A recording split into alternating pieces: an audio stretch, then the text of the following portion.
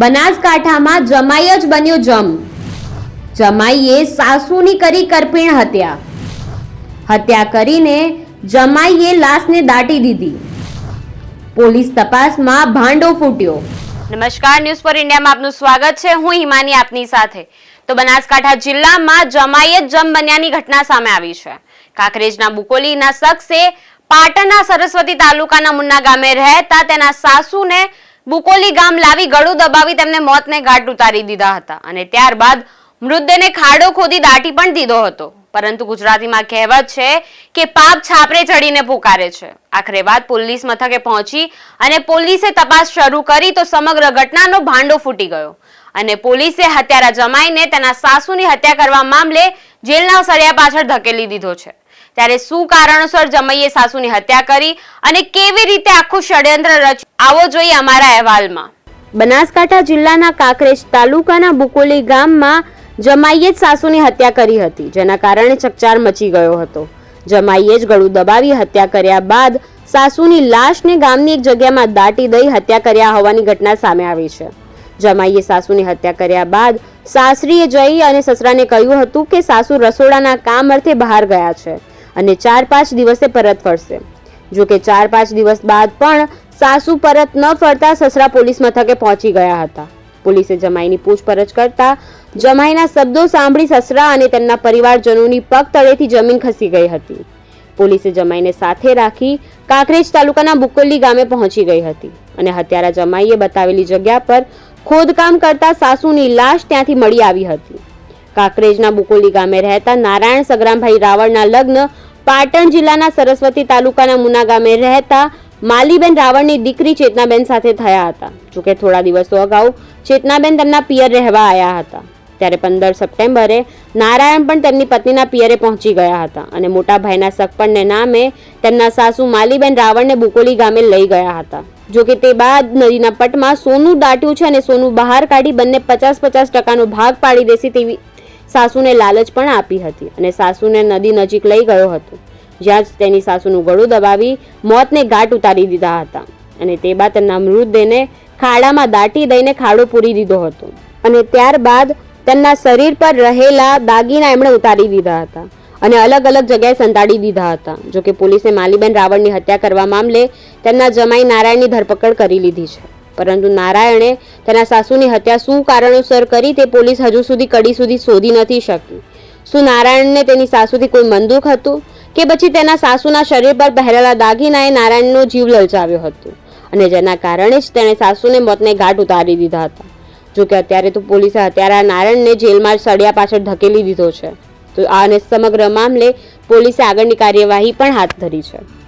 તારીખ 23/9/2024 રોજ Sihori police station ખાતે ફરિયાદી ધનાભાઈ કાળુભાઈ જાતે રાવળ નાઓએ પોતાની પત્નીના માલીબેન ધનાભાઈ રાવળના મૃત્યુ અંગે ફરિયાદ આપેલી, જે ફરિયાદ બાબતે તપાસ કરતા આ કામના આરોપી નારાયણભાઈ રાવળ નાઓએ ફરિયાદી જે તેઓના જમાઈ થતા હોય જેની તપાસ કરેલી.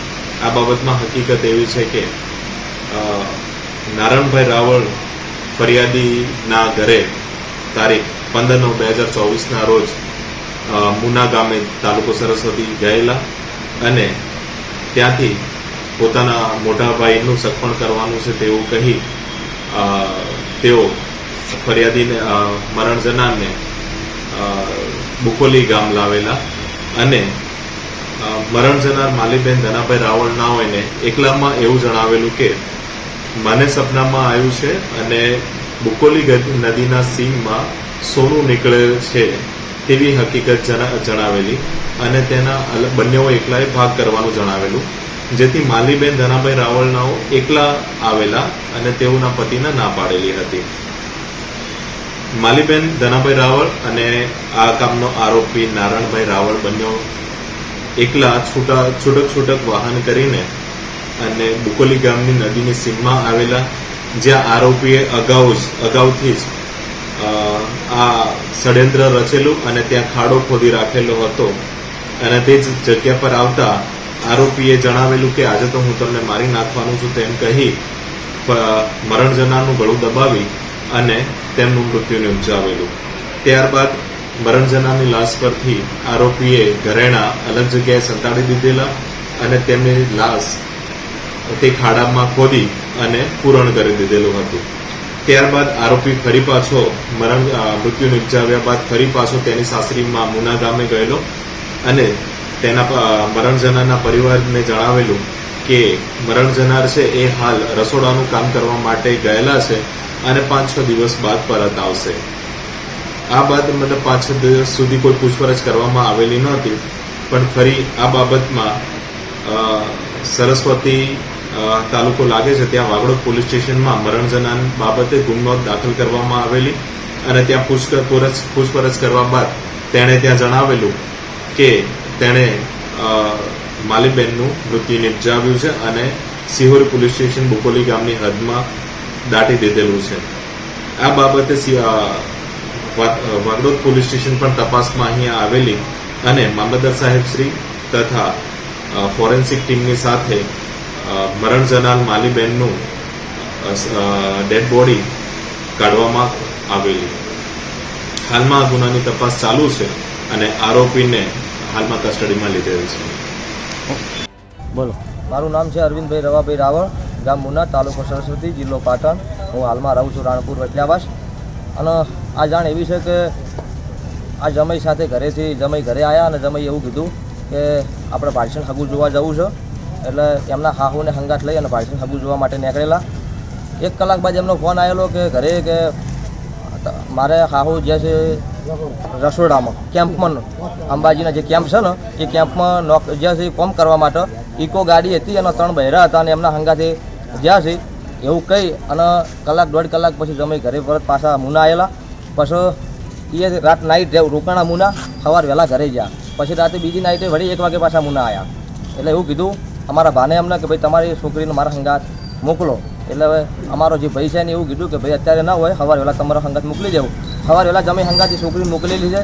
બુકોલી આવેલા. બુકોલીથી પછી 2 દિવસ પછી એવું થયું કે ભાઈ હજી ડોશીમાની કોઈ ભાળ મળતી નહીં. તો પછી પાછા મુના આવેલા. પછી 1 દિવસ ગયો, 4 દિવસ વધી ગયા, પૂનમ આવી ગઈ, પણ કોઈ કેમ્પમાં અમે તપાસ કરી તો કેમ્પ કોઈ હતા નહીં અંબાજીના. કેમ કે પૂનમ આવી ગઈ એટલે કેમ્પ તો બધા છૂટી ગયા. પછી અમે પોલીસ સ્ટેશનમાં અમારા પરિવારવાળાને વાગડોદ પોલીસ સ્ટેશનમાં અરજી કરેલી. અરજી કર્યા બાદ 1-2 દિવસ અમે અંબાજી દોતા બધી જગ્યાએ ફર્યા, પણ કોઈ ભાળ ન મળતા અમે નક્કી કર્યું કે આપણે હવાનું પાકું કરવું છે, FIR ફડાવીએ.